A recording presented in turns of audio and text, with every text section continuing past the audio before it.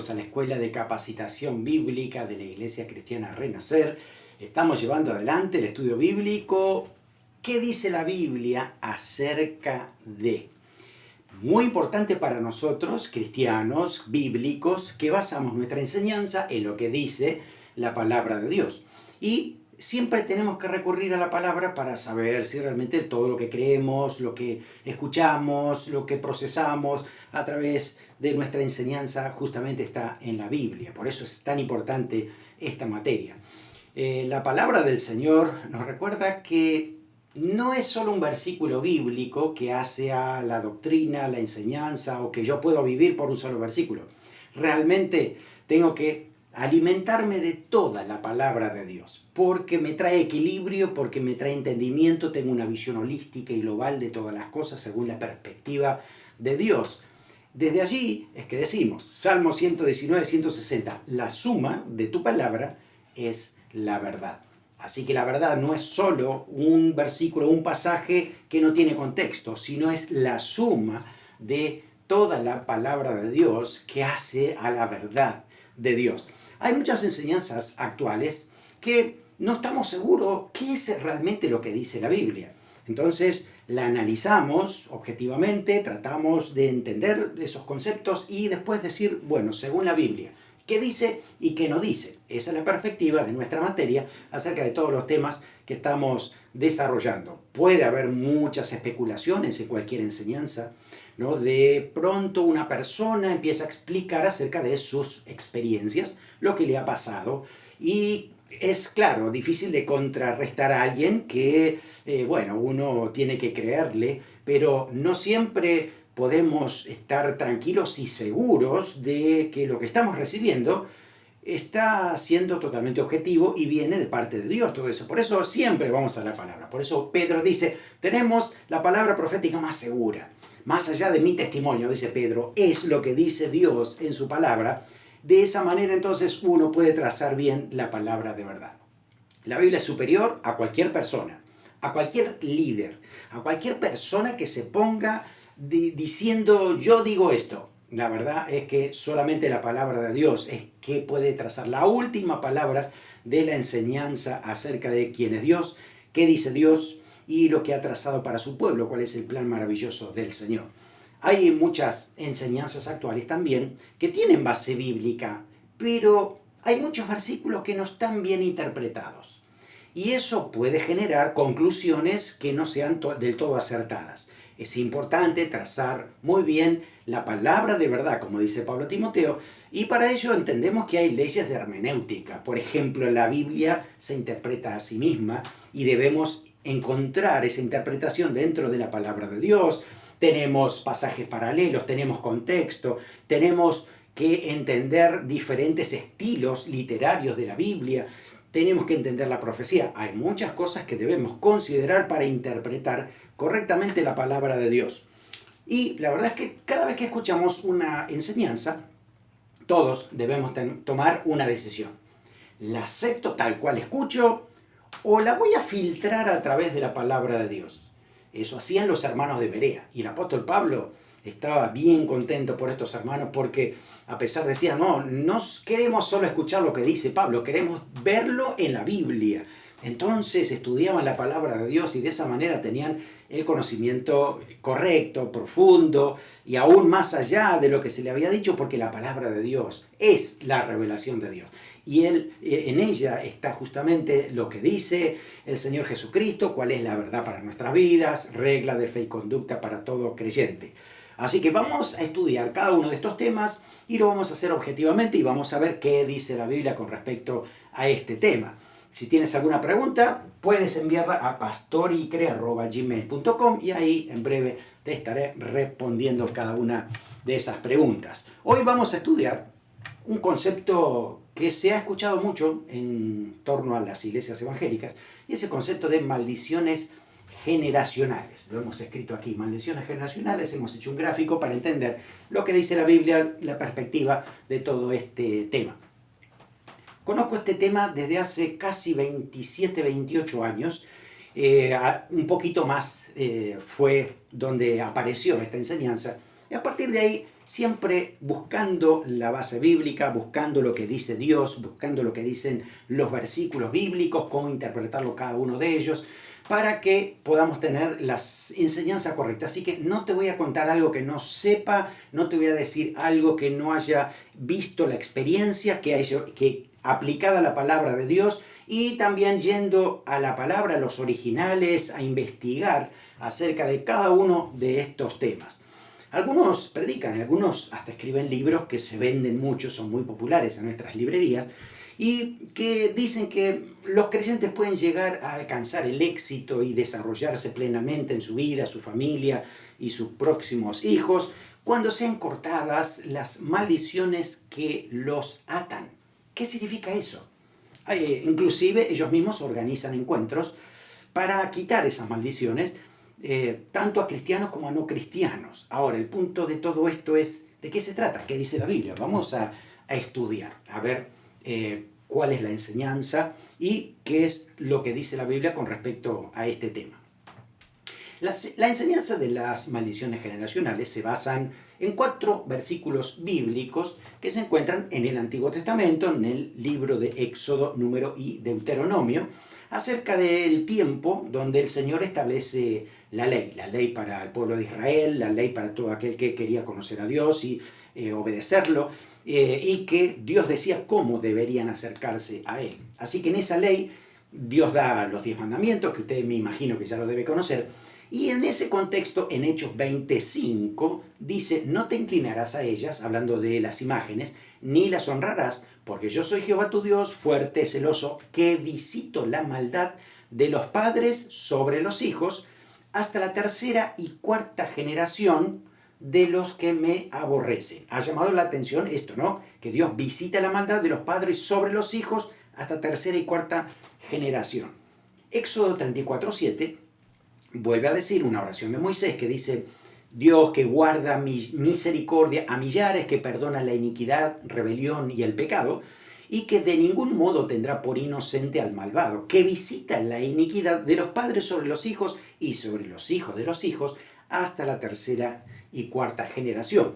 Lo vuelve a decir también en Números 14:18, y también Moisés dice, de ningún modo tendrá por inocente al culpable, que visita la maldad de los padres sobre los hijos hasta los 3º y hasta los 4º. Y un versículo más que está en Deuteronomio 5:9, Dios dice que visito la maldad de los padres sobre los hijos hasta la 3ª y 4ª generación de los que me aborrecen. Si usted ha prestado atención a estos 4 versículos, hay palabras o frases, ¿no?, que se repiten aquí en estos pasajes. Visitar la maldad de los padres sobre los hijos hasta la 3ª y 4ª generación. ¿Cómo ha interpretado aquellos que han seguido esta corriente de pensamiento o esta teología? Se interpreta como que estos versículos nos están diciendo que los delitos de una persona son transferidos, sea por genética o por demonios, depende cómo lo digan, a todos los descendientes, hasta la 3ª y 4ª generación. Es decir, un bisabuelo se lo transmite a su hijo, el abuelo, ese hijo a su propio hijo, que sería el padre, y al final el nieto y bisnieto, ¿no es cierto? Entonces, allí es como se transmite justamente lo que se está enseñando. Así que no es que solamente se hereda la naturaleza pecaminosa que todos traemos, ¿no?, desde la caída de Adán y Eva, sino que además de eso también se recibe la maldad acumulada de nuestros antecesores. Es como que lo que ellos pecaron, además de los que pecaron, los abuelos que pecaron, más los bisabuelos, entonces todo el castigo de ellos vendría sobre nosotros si somos la 4ª generación, por ejemplo, en ese sentido, ¿no? Así que el resultado es entonces que Dios culpa no solo por los propios pecados, sino por los pecados de los antecesores. Además, quienes predican esta doctrina dicen también que Satanás tiene derecho a un reclamo legal sobre cualquier creyente que no ha tratado eficazmente con esas maldiciones generacionales. Que como que el diablo tiene cierto derecho, puede ir a Dios a recurrir, ¿no?, para decirle que este está dentro de estas 4 generaciones, así que en esos derechos que tiene puede también traer estas maldiciones a su vida. Así que el resultado puede ser fracaso, violencia, impotencia, obesidad y demás. Le voy a leer lo que un escritor en uno de sus libros dice acerca de las maldiciones. 1. Pobreza o insuficiencia financiera. Como que no está completo el dinero, no alcanza, no llego a fin de mes, tengo deudas, no puedo salir. Entonces es parte de una maldición generacional. Otros dicen esterilidad o impotencia o abortos que se repiten en la familia, complicaciones en el área de reproducción. Tercero, también dice fracasos de planes, proyectos. No funcionan los trabajos, los emprendimientos no salen porque están bajo una maldición. Otros también muertes prematuras, muertes por causas no naturales, muertes extrañas, accidentes y cosas así, como que también entonces esa familia está sufriendo acerca de lo que es una maldición generacional.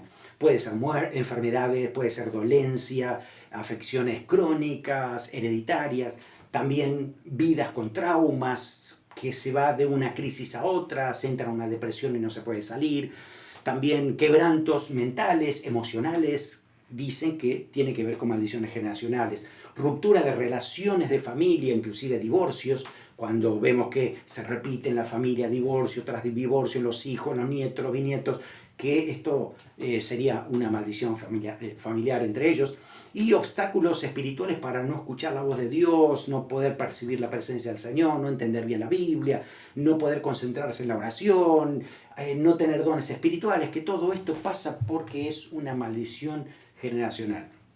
Frente a esto, creo que todo el mundo dice, algo de eso tengo. Entonces, ¿qué necesito para ser liberado? Entonces, bueno, los que enseñan lo que es una maldición generacional, dice que además de creer en Cristo, que es la fuente de salvación, hay que hacer algo más. Hay un paso adicional que uno tiene que hacer para quitar esa transgresión que hemos heredado de los transgresores, de los pasados, los antecesores nuestros, ¿no?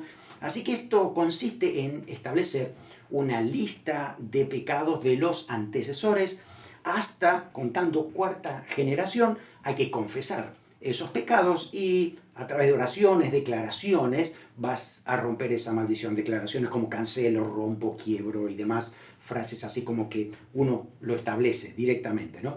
Entonces, desde ese punto de vista, uno tiene que analizar a ver cuántos pecados ha cometido mi padre y pedir perdón por él, también sobre el abuelo, sobre el bisabuelo, por lo menos 4 generaciones contarlas y pedir perdón por ellos, es lo que enseñan. Recuerden, no estoy diciendo lo que dice la Biblia, estoy diciendo qué es lo que se explica en esta enseñanza.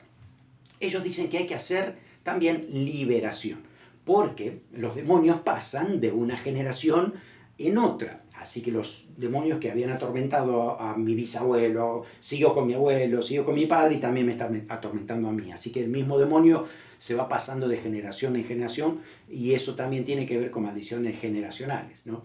Así que para esto se hace falta consejeros que realmente sepan, que estén ya, que tengan conocimiento en lo que es este tipo de liberación. No es para cualquiera. Personas que bueno, pueden analizar y si el caso es muy grave hay que tratarlo con mayor profundidad, ¿no? Así que bueno, le dan un examen especial donde uno hace un diagnóstico y provee también tipo de oraciones que uno puede hacer para poder ser libre. Por ejemplo, dice, hago una lista detallada de todos los pecados de miembros de la familia que han cometido hasta 4 generaciones, pero si los miembros de esa familia continúan pecando hoy, entonces se debe confesar el pecado también día a día. Si, por ejemplo, mi mamá o mi abuela era mentirosa, se arrepintió de eso, pero sigue mintiendo, entonces yo debo también pedir perdón por esas mentiras que sigue haciendo mi abuela o mi mamá o mi bisabuelo si todavía vive. Entonces la idea es como que se va a continuar porque si ellos pecan, vamos a recibir también las consecuencias de ellos. Así que hay que arrepentirse por virtud de familia, dice esto, ¿no?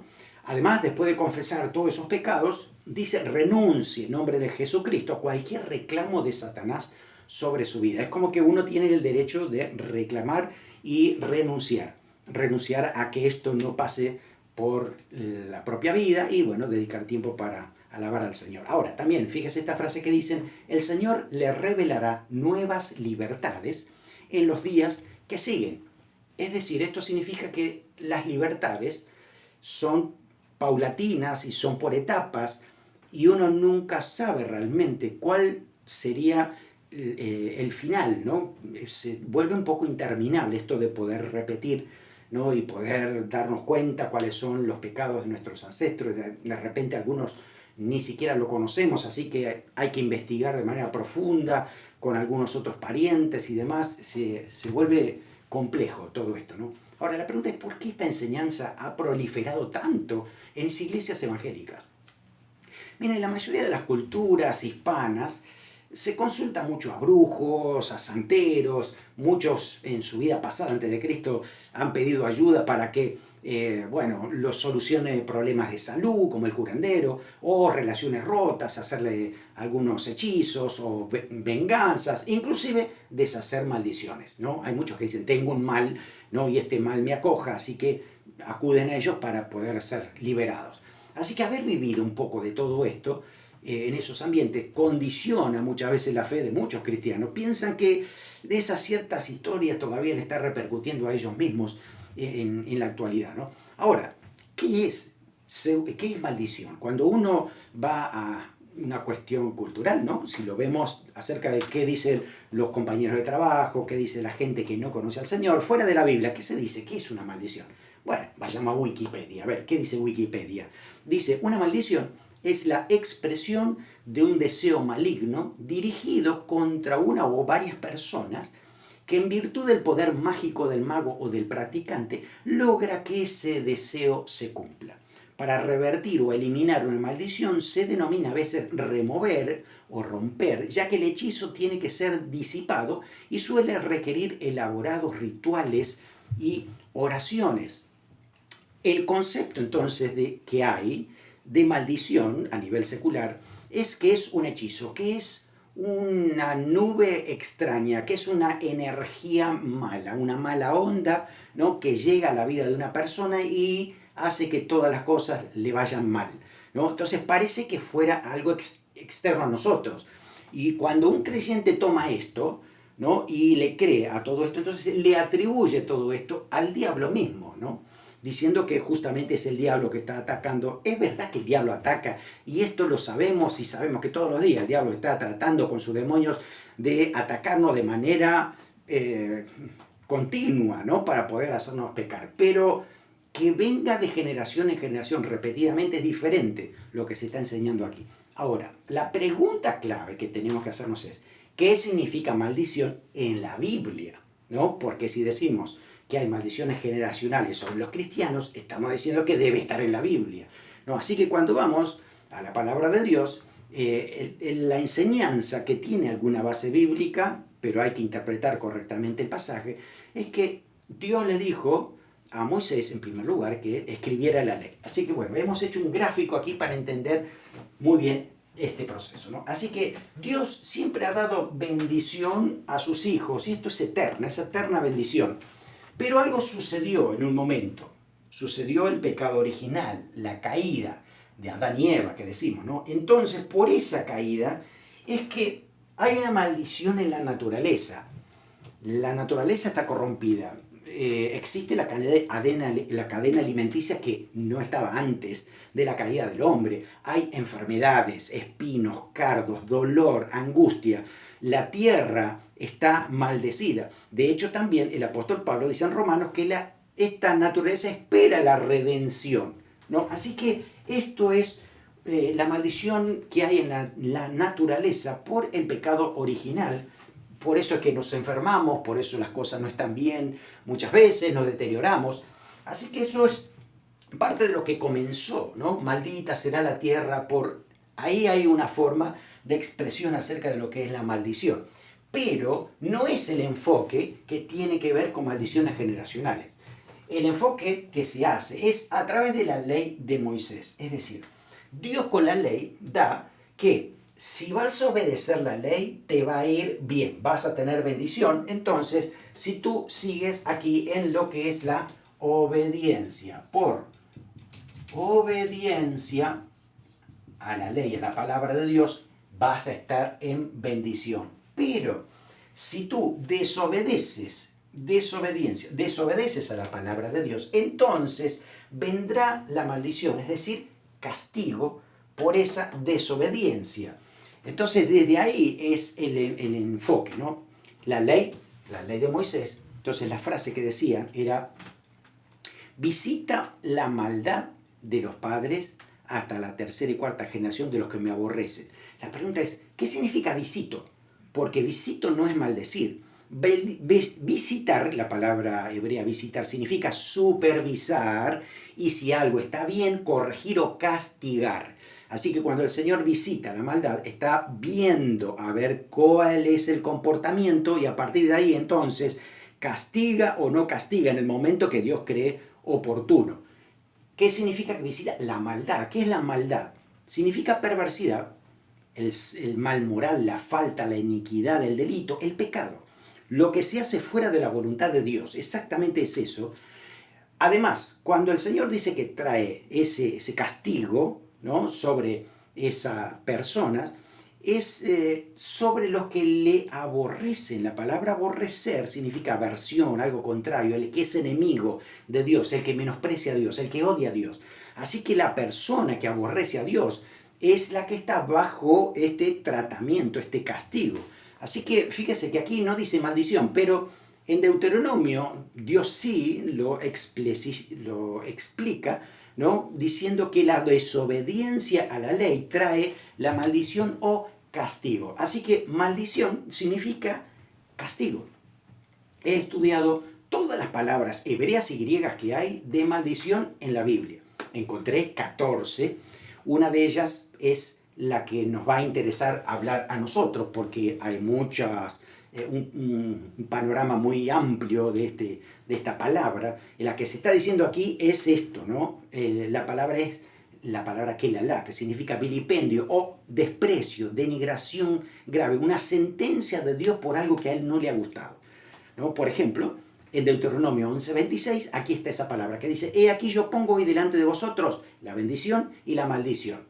Ahí está, esa maldición es castigo por desobedecer la ley de Dios.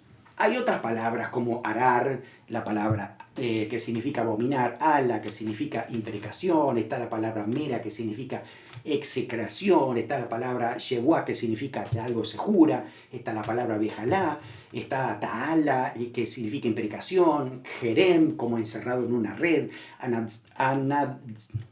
vamos a hacer esta, que es la palabra anatema, que significa prohibición religiosa. Y está también la palabra en el Nuevo Testamento catará o catara, que es la que nos implica a nosotros en este caso, que se encuentra en Gálatas capítulo 3, versículo 10. Están otras palabras más como antidoreo, lodoría, blasfemos, catanzema y demás. Pero escuche esto, ninguna de todas estas palabras que hacen referencia a la maldición, ninguna tiene relación con el diablo y sus demonios.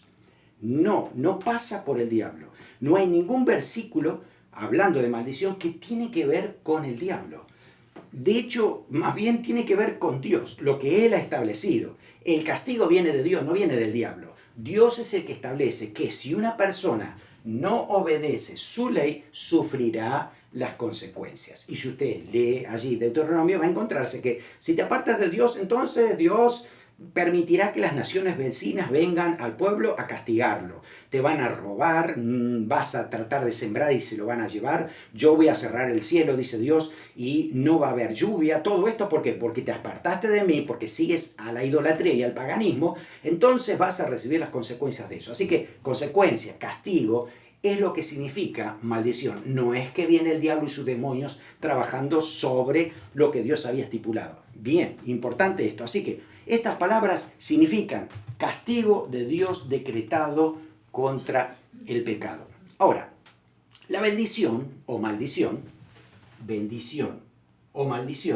aquí, estaba condicionada a la decisión de la persona en obedecer a Dios o no. No era de todo el pueblo. Puede ser que de repente algunos obedecían y otros no obedecían. Dios bendecía al que obedecía. Ahora, en Deuteronomio nos dice Dios que Él mismo establece esto, de una responsabilidad individual de cada uno. Deuteronomio 11, 26 al 28 dice: he aquí, yo pongo hoy delante de vosotros la bendición y la maldición. La bendición si oyereis los mandamientos de Jehová vuestro Dios que yo prescribo hoy. La maldición si no oyereis los mandamientos. Ahí está, ¿no? Además, Deuteronomio 30:19 dice, a los cielos y a la tierra llamo por testigos, hoy contra vosotros que os he puesto delante la vida y la muerte, la bendición y la maldición. Escoge, pues, ¿sí? Entonces escoge. Nadie puede decir, no, yo heredé la maldición porque viene de mis padres. No, no, no. Dios dice, cada uno va a escoger lo que quiera.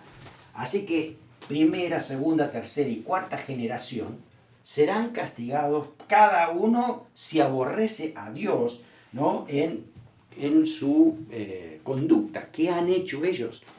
Dice Daniel 9:11, todo Israel traspasó tu ley, apartándose para no obedecer tu voz, por lo cual ha caído sobre nosotros la maldición. Claro, sobre todo el pueblo, porque todos se habían apartado de Dios. Qué terrible que era eso. Recuerde Sodoma. En Sodoma estaba Lot, que tuvo que salir junto con sus hijas, pero todo lo demás estaba destruido directamente, ¿no? Porque ninguno amaba y buscaba a Dios. Ahora, la cuarta generación. Fíjese que es hasta máximo, dice 4, ¿no? La cuarta generación. ¿Por qué 4 generaciones y no 5? ¿Por qué? Porque las 4 son los únicos que normalmente, el tiempo bíblico y el nuestro, pueden convivir juntos. El bisabuelo, el abuelo, el padre y el hijo, las 4 generaciones, pueden vivir juntos. Es decir, tienen la edad como para poder vivir juntos. Por ejemplo, en nuestra casa, además de tener a nuestro hijo Agustín, vivía también o compartíamos tiempo con la bisabuela. Así que 4 generaciones compartíamos juntos, por ejemplo, un domingo comiendo juntos. Y ahí hablábamos y más. Así que se refiere a 4 generaciones, no porque Dios ha delimitado máximo, hasta ahí perdono o no perdono. No, está diciendo, son 4 generaciones que pueden convivir juntas en el mismo tiempo y que hay cierta influencia de uno hacia otro. Normalmente, y más en el tiempo bíblico, los mayores eran los que transmitían las verdades. Así que los padres, los hijos, los nietos, bisnietos, escuchaban a los más grandes, y si ellos decían que Moloch servía para la lluvia, entonces todos seguían ese mismo concepto, porque eso es lo que dijo el bisabuelo, ¿no? Era el patriarca para ellos. Entonces esa influencia hacía entonces que cada uno de ellos, mientras vivía esa persona, recibiera esa influencia, recibiera esa enseñanza que podía ser buena o mala. Así que la posibilidad de transmitir a estos descendientes esa práctica pecaminosa era durante su vida. Una vez que moría ya no había más manera de poder transmitir, obviamente, ¿no es cierto? Así que durante esa vida, sin embargo, muchos podían decidir, ¿no? Puede que de repente en la segunda generación o la tercera no querían pecar, entonces directamente ellos decían, no, nosotros no vamos a seguir lo que dijo el abuelo, vamos a decir lo que dice Dios. Así que no había continuidad en ese caso, porque cada uno decidía lo que Dios había dicho en su palabra, obedecer o desobedecer. Así que desde ese punto de vista, nadie es responsable por los pecados de los antepasados, porque Dios estipula que cada uno recibirá el juicio, la recompensa, castigo, y nadie está obligado tampoco a repetirlo. Tampoco tenemos culpa legal, ¿no? O una tendencia genética que enseñan, ¿no?, los que proponen la maldición generacional, porque la verdad es que hay situaciones que uno ve, pero tiene que ver con otra cosa, tiene que ver con enseñanza, tiene que ver con alguna cuestión física, pero no por una maldición que se va transmitiendo en la familia. Y fíjese que el castigo era para los que aborrecen, no para los que aman. ¿Cómo un creyente va a estar en maldición generacional? A ver, en síntesis, Dios castiga el pecado de los que le aborrecen hasta la 4ª generación, pero ¿cómo castiga? Castiga de a uno, castiga a todos juntos. ¿Cómo lo vemos en la Biblia? A ver, cuando venía el castigo o la maldición de la ley, venía sobre el pueblo, sobre todas las generaciones últimas, que ninguna estaba buscando a Dios. Y si alguien estaba buscando a Dios, Dios lo salvaba, pero traía el juicio sobre las 4 generaciones juntas. Por eso se dice hasta la 4ª generación. Si Dios dice, yo voy a traer el castigo sobre Samaria, el día que vinieron Sennacherib a destruir Samaria, murieron las 4 generaciones juntas, ¿no? Porque los 4 le aborrecían. Cuando Dios castiga a Jerusalén, y manda a Nabucodonosor. En ese momento mueren las 4 generaciones juntas que podían convivir en ese momento. Por eso es que trae el castigo, visita la maldad hasta la 4ª generación, porque son los que están conviviendo en ese momento y reciben todos juntos ese castigo. Y nadie puede decir que Dios es injusto, porque si había alguien que buscaba a Dios, Dios lo salvaba. Por ejemplo, a Jeremías, ejemplo. Y tantos otros como Daniel también, que fue salvo en ese momento. Pero esa es la realidad, ¿no? Cuando alguien, ¿qué pasaba si alguien se arrepentía de esas 4 generaciones? Dios lo perdonaba, Dios lo bendecía. Vaya a la Biblia y va a encontrar muchos descendientes que venían de padres y ancestros que eran totalmente malos, pecaminosos, horribles en su vida espiritual, ¿no? Pero cuando ellos empezaron a buscar a Dios, no había ningún castigo. Ejemplo, Manasés fue el peor rey de Israel. Su hijo fue Amón, otro que siguió los pasos. ¿Por qué? Porque lo aprendió, porque recibió los mismos ídolos, así que seguían repitiendo la historia. ¿Saben quién le siguió después? Josías. Josías fue un rey que decidió buscar a Dios. Y cuando le encontraron la palabra de Dios, los rollos en el templo, se rasgó su vestido. ¿Qué estamos haciendo? Miren el desastre que hemos hecho. Vamos a hacer las cosas bien. Se arrepintió y el castigo no vino sobre él. De hecho, Dios dice, porque te arrepentiste, no, sobre ti no va a venir la destrucción de Jerusalén, va a ser más adelante. Entonces significa que, sí, por ejemplo, en estos 4, este es castigo, este desobedece. Pero, perdón, si el tercero, por ejemplo, en este caso Josías, él decide amar a Dios y este desobedece, quiere decir entonces que esta decisión a mí me está diciendo que ya no está recibiendo el pecado de la primera y la segunda generación. Es algo que uno tiene que analizarlo directamente, como lo está diciendo también Dios aquí. Además, escuche esto, porque Moisés mismo, después de haber escrito todo esto que que Dios visita la maldad de los padres sobre los hijos, también escribe esto. Deuteronomio 24:16. Escucha con atención. Dice, los padres no morirán por los hijos, ni los hijos por los padres. Cada uno morirá por su pecado. Creo que ese versículo directamente nos está borrando todo lo que habíamos dicho acerca de las maldiciones generacionales. Además, la Biblia, y para los israelitas estaba claro que el castigo era personal y no generacional. Segunda de Reyes 14:6 dice que había un rey que no mató a los hijos de los que le dieron muerte, conforme a lo que está escrito en el libro de la ley de Moisés, donde Jehová mandó diciendo, no matarán a los padres por los hijos, ni a los hijos por los padres, sino que cada uno morirá por su propio pecado.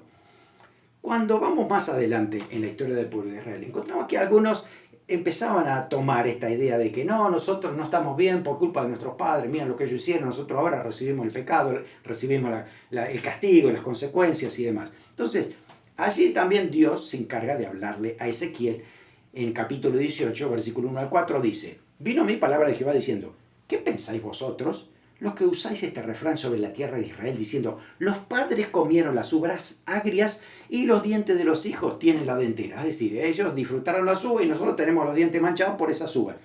Ahora, dice, vivo yo, dice Jehová, que nunca más tendré que usar. ¿Por qué usar este refrán en Israel? He aquí que todas las almas son mías. Como el alma del Padre, así el alma del Hijo es mía, y el alma que pecare, esa morirá.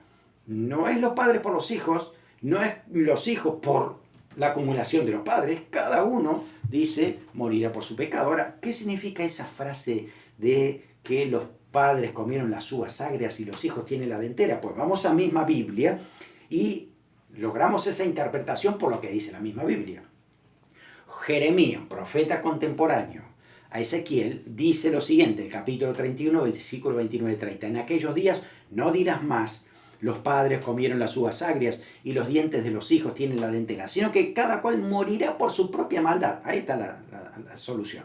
Los dientes de todo hombre que comiere las uvas agrias tendrán la dentera. Cada uno es responsable. Cada uno es responsable. Por eso está bien claro en la palabra de Dios. Ahora, si necesitamos algo más claro, a ver, vamos a ir a Ezequiel capítulo 18, versículo 14 hasta el 20. Ezequiel capítulo 18, del 14 al 20. Dice así, miren qué detalle de Dios. Pero si éste engendrara un hijo, el cual viere todos los pecados que su padre hizo, y viéndolos no hiciere según ellos, es decir, se arrepintiere, como por ejemplo este que está aquí, ¿no?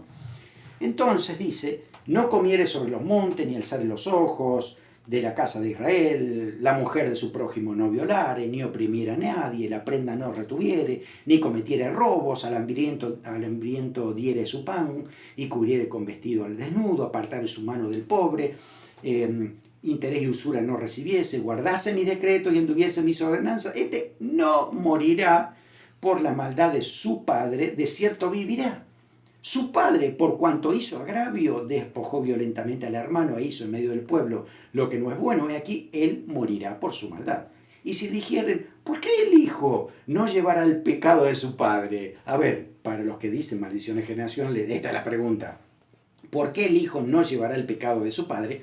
Porque el hijo hizo según el derecho y la justicia, guardó todos mis mandamientos y los cumplió, de cierto vivirá. El alma que pecare, esa morirá. El hijo no llevará el pecado del padre, ni el padre llevará el pecado del hijo. La justicia del justo será sobre él y la impiedad del impío será sobre él. Está clarísimo, me parece, ¿no? Ahora, vamos al Nuevo Testamento. Jesús. El Señor Jesús siempre habló de responsabilidad individual. No habló de que todo el pueblo o todos juntos, ¿no?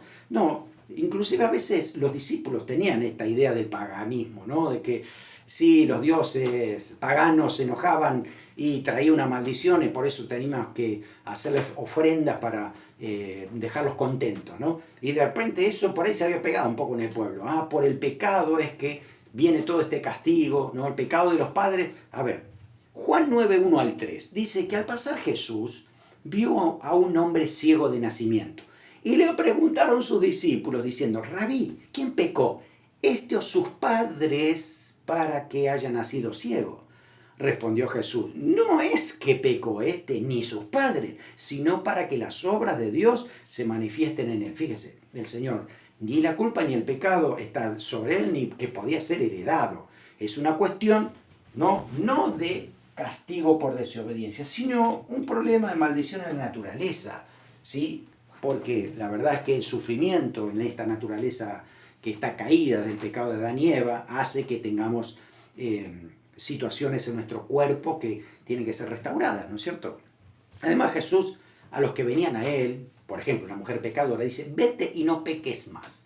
La situación está arreglada, es asunto de que ahora tomes la decisión de no pecar más, de no meterte en desobediencia a Dios. Sigue adorando al Señor, buscando al Señor, porque ese es el camino, ¿no? Además, también en la Biblia siempre se dice que cada uno pagará según sus obras. Romanos 2, 5 y 6, Romanos 14, 10 al 12, que todos vamos a comparecer durante el tribunal de Cristo. Entonces, eso significa que cada uno es responsable por sus propios pecados. Ahora, punto crucial de todo esto, y lo más importante, es que vino Cristo. Acá está. Cristo hizo algo superior. Cristo cambió toda esa estructura. Cristo, dice, nos redimió. Hace la propiciación. Propiciación es quitar del medio el castigo, la ira de Dios sobre el pecado. Por eso hemos puesto una raya aquí, porque dice la palabra que aquí se quiebra. El Señor en la cruz del Calvario nos libró de toda esa maldición. Hemos anotado aquí. Fíjese, Gálatas capítulo 3, versículo 13. Enfóquese en ese pasaje porque dice lo siguiente. Desde el versículo 10. Porque todos los que dependen de las obras de la ley están bajo maldición, porque todos han desobedecido algo. Así que todos los que siguen la ley de Moisés están bajo maldición, ¿no? Porque todos están haciendo cosas que a Dios no le agrada. Pues escrito está, maldito todo aquel que no permaneciere en todas las cosas escritas en el libro de la ley para hacerlas. Y dice, versículo 13, léelo conmigo, dice, Cristo nos redimió de la maldición de la ley, hecho por nosotros maldición, porque está escrito, maldito todo el que es colgado en un madero, para que en Cristo Jesús la bendición de Abraham alcanzase a los gentiles, a fin de que por la fe recibiésemos la promesa del Espíritu. Así que, fíjese usted, toda esta maldición que viene por no cumplir la ley de Moisés, todo esto, Cristo al cumplir en sí mismo la ley, Él quita todo el castigo esa maldición, ese castigo aquí por desobediencia, ahora es quitado por Cristo. Lamentablemente muchos piensan que todavía Dios sigue derramando su ira directamente sobre todo tipo de pecado. Y la verdad es que se están olvidando del sacrificio perfecto y completo de Jesucristo, porque lo que hizo el Señor fue lograr propiciación. Eso significa que la ira de Dios está apaciguada porque ha sido cubierto el pecado, para después entonces esa ira de Dios que sea derramada, pero en el día del juicio final. Entonces, lamentablemente hay creyentes que piensan que Dios los está castigando por todo lo que están haciendo, cuando la palabra de Dios es clara y está diciendo que Cristo nos libró del juicio, del castigo, de la culpa, nos ha hecho totalmente libres. El gran problema es que muchos, al creer en maldiciones generacionales, están haciendo del sacrificio de Cristo imperfecto, que todavía hay que agregarle algo, porque no lo están viendo como algo cumplido y ya completamente eterno. Están tratando de añadir algo a lo que Cristo ya hizo y eso es pecado. La verdad es que no podemos nosotros creer que el sacrificio de Jesucristo necesita ser completado por un proceso que yo debo hacer. Es Jesucristo el que ha logrado en la cruz del Calvario, es en ese sacrificio la total liberación. Así que estoy libre de este castigo. Y además, el castigo total va a ser cumplido al final. Y dice Apocalipsis 22:3 que cuando el Señor Jesús restaure todas las cosas, Mateo 25:21 también dice que le dirá: apartados de mí, malditos, al fuego eterno preparado por el diablo y sus ángeles. Fíjese que los malditos realmente son los que no reciben a Cristo en su corazón, porque van derecho a lo que es el lago de fuego y azufre. Pero la persona que se pone en Cristo y recibe de Cristo es libre por el Señor y es justamente bendecido. Dice que estamos en esta línea celeste de la bendición eterna de Jesucristo para sus hijos. Además, en estas 4 generaciones, el problema que hay no son maldiciones generacionales. Se repite de generación en generación la educación. Estamos hablando de conducta aprendida. Los niños siempre aprenden y repiten lo que ven en sus padres. Y si también están los abuelos, también repetirán cosas de los abuelos, de los bisabuelos. Así que es algo que se repite por aprendizaje. Y de pronto le estamos atribuyendo alguna mantra especial, alguna nube negra, una mala onda, a algo que tiene que ver con una conducta mal aprendida. Tengo que cambiar esto. Mire que es importante esto, cambiarlo, hacerme cargo de lo que está pasando y cambiar para bien. ¿Sí? Además, también hay enfermedades que se transmiten genéticamente y es una cuestión del pecado original, las consecuencias que hay de sufrimiento. No tienen nada que ver por algo que directamente habían pecado contra Dios y a partir de ahí le vino el castigo por 4 generaciones. No es cierto eso. Hay que analizarlo correctamente, porque obviamente que todos estamos bajo el pecado de Adán, ¿no? Y recibimos esa tendencia hacia hacer lo malo, y justamente por esto es que todavía sigue la enfermedad en este mundo, y vamos a hacer, todo eso será libre cuando el Señor Jesús restaure todas las cosas. Atención también, que hay ocultistas, hay brujos, hay curanderos, que enfocan a sus hijos con estas enseñanzas y los hacen buscar a ellos mismos, ¿no? Para que los demonios también tengan posesión de ellos. Les digo porque conozco de esto. Estamos trabajando desde años con lo que es liberación espiritual, en campañas evangelísticas, y recuerdo una vez en una campaña en Argentina, en Ezeiza, donde nosotros expulsábamos a los demonios que había en las personas, y en el fondo del campamento donde estábamos había niños que venían enviados por los Pai Umbanda a recibir los demonios que eran expulsados de ese lugar terrible. Esa situación es entonces no que se traslada un demonio al otro de generación en generación, sino que los buscan, se meten en estas situaciones, y por eso es que le abren la puerta directamente. Ahora, cuando uno viene a Jesucristo, el Señor rompe con todo eso, da liberación total, y a partir de ahí es nueva criatura en el Señor. ¿Qué dijo el Señor? Conoceré la verdad, y la verdad os hará libres completamente. Ahora, cuidado, porque esta enseñanza, que está fuera de lo que dice la Biblia de manera completa, y mal interpretados también sus versículos, tiene efectos que pueden ser muy nocivos dentro del cuerpo de Cristo, dentro de la iglesia del Señor. Porque en primer lugar, niega la suficiencia de las Escrituras y requiere que se añadan algunas pruebas, algunos rituales, algunas oraciones específicas, ¿no?, generadas por nosotros mismos, cuando la palabra de Dios dice que Cristo ya hizo eso. Así que le estamos añadiendo algo más a lo que dice la Biblia. En segundo lugar, niega la perfecta obra de Cristo en la cruz.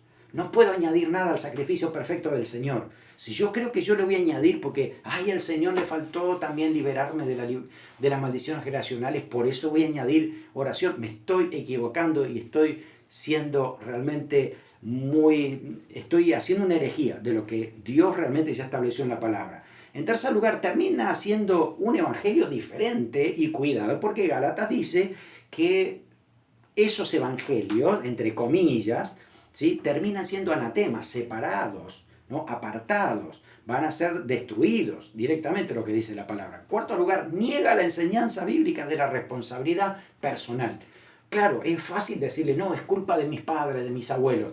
¿Qué pasa contigo? Tienes que arrepentirte de tus pecados, confiar en Jesucristo y la gracia de Dios alcanza tu vida, te perdona y tienes una nueva vida. Pero no puedes culpar a tus antepasados de cuestiones que tú tienes que resolver hoy. Quinto lugar, nos lleva a retroceder al paganismo donde hemos salido. Muchos que han venido al Señor Jesucristo saben de qué se tratan las maldiciones fuera, ¿no?, de lo que se dice, maldiciones fuera de la iglesia, ¿no?, lo que se dice en los lugares donde tiran la suerte, echan las cartas, curan el empacho y tantas otras cosas que hacen los curanderos, ¿no? Entonces, no trasladamos eso a lo que dice la palabra de Dios, porque el Señor ha cortado con todo eso. De hecho, dice que está prohibido para el creyente meterte en estas cosas, ni siquiera el horóscopo, así que ten cuidado con eso. Sexto, pone un exagerado énfasis en lo que es la obra del hombre, ¿no? Y parece que ahora la salvación pasa también por mí, así que parece una salvación por obras. Así que bueno, ¿qué podemos aprender de todo esto? Recuerda, hermano, la Escritura es la única lámpara para nuestros pies y sendero, ¿no?, lumbrera en nuestro camino. Necesitamos ir a la palabra de Dios, todo el consejo de la palabra de Dios, no solo unos versículos, todo lo que dice la palabra de Dios. Y recuerda que el Antiguo Testamento tiene un final. La obra de Cristo ha hecho que todo cambie. La justamente propiciación de Cristo ha hecho que justamente todo lo que era castigo, todo lo que era ira, sea trasladado para el día del juicio de la ira. Hoy hay gracia, misericordia y perdón para salvación. Las especulaciones solo pueden llevarnos a la esclavitud y al temor, así que cuidado con dejarnos llevar solo por las especulaciones cuando tenemos que ir a la palabra de Dios. Tercero, los problemas de conducta tienen que ser tratados con nuestro andar en Cristo. Yo tengo que mejorar esto, no puedo atribuírselo a mis antepasados y seguir repitiendo la misma historia porque ¿qué le va a hacer? Estoy bajo maldición. No, realmente, seamos sabios y entendamos lo que dice la palabra de Dios. Tenemos que tomar acción, tomar decisiones con respecto a esto. Necesitamos diariamente tomar la cruz. Hemos recibido a Cristo y ahora todos los días decimos, vamos adelante, muriendo a nosotros mismos, crucificando el viejo hombre, muriendo al pecado, viviendo para el Señor. Ahí es donde está la vida del creyente y donde empieza a haber ese gozo permanente en nuestras vidas. Obedecer a la palabra para ser renovados con ella todo el tiempo, lo necesitamos permanentemente, profundizar nuestra relación con el Espíritu Santo. Así que no permitas que Satanás y sus demonios te hagan dudar del sacrificio de Cristo con ciertas enseñanzas, ¿no? El Señor Jesús en la cruz logró una perfecta salvación con todos los beneficios para cada hijo de Dios. No permitas tampoco que aquellos que distorsionan la palabra de Dios te manipulen para mantenerte esclavizado, porque hay una predisposición para todo esto, de que hay alguien que tiene control y que sabe mucho más que nosotros. Entonces tenemos que recurrir a ciertas personas para que ellos nos ayuden, ¿no?, a liberarnos, a romper y demás. Mirá, nosotros tenemos a Cristo, es lo máximo para nuestras vidas. Hermanos, líderes de iglesia y demás, siempre nos ayudan a llevarnos a Cristo, a entender que el Señor Jesucristo hace la obra completa para nuestras vidas. Y los beneficios de la cruz del Calvario siguen hoy trabajando en nuestro corazón. Nos has hecho libres. Satanás no tiene nada que hacer con un hijo de Dios que le sigue al Señor, que le ama al Señor. Así que bueno, recordemos lo que dice la palabra del Señor. El apóstol Pablo nos exhorta diciendo: por precio fuisteis comprados, no os hagáis esclavos de los hombres. Otra vez, ¿no? Dice también en Gálatas capítulo 5, versículo 1, dice: estad pues firmes en la libertad con que Cristo nos hizo libres, y no estéis otra vez bajo el yugo de esclavitud. Así que tenemos que volver a la palabra de Dios y recordar sencillamente qué dice la palabra de Dios. La Biblia dice, Colosenses 2:14, que el Señor Jesús anuló el acta de decretos que había contra nosotros, que nos era contraria, quitándola del medio y clavándola en la cruz. Todo lo que se diga de ti está clavado en la cruz del Calvario. Nadie puede venir en contra tuya, ni recordarte tus mismos pecados, y mucho menos los de tu antepasado, porque todo está crucificado con Cristo y el Señor te ha dado vida nueva.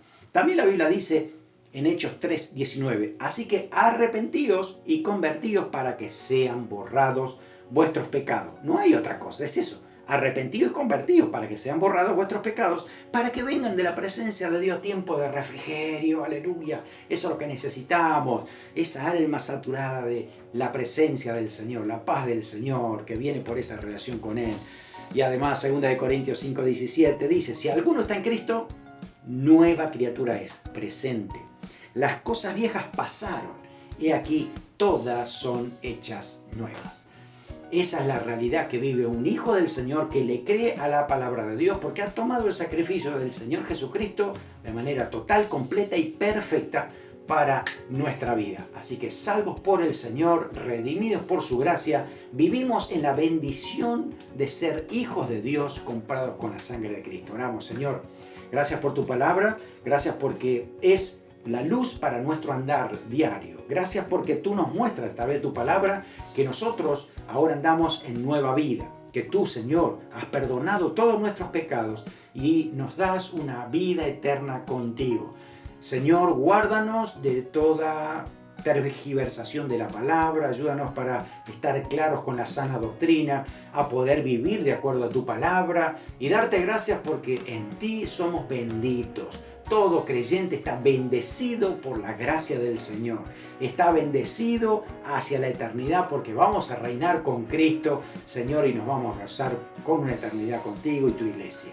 Oramos, Señor, para que esto sea en nosotros algo vivo, Señor, y esa palabra sea un recuerdo permanente de lo que tú vas a hacer en nuestras vidas, en el nombre de Jesús. Amén. Que el Señor te bendiga. No te pierdas las próximas clases de nuestro estudio bíblico. ¿Qué dice la Biblia acerca de? Dios te bendiga.